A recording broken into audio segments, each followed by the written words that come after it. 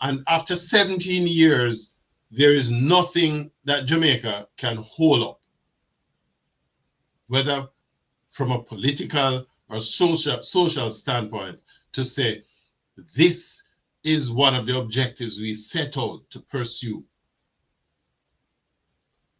in celebration of Reggae Month. We have given some 7 genres of music to the world, but if you decide today you live in Jamaica and you want to go listen to some live music, Jamaican music, somewhere in Jamaica, you can't find nowhere because we don't have nothing.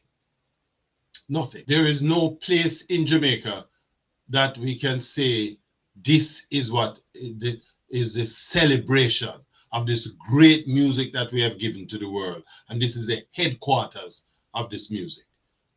More than 50% of the 4 million tourists who come to Jamaica every year, certainly over the last 3-4 years, come to Jamaica because the music was one of the biggest drivers.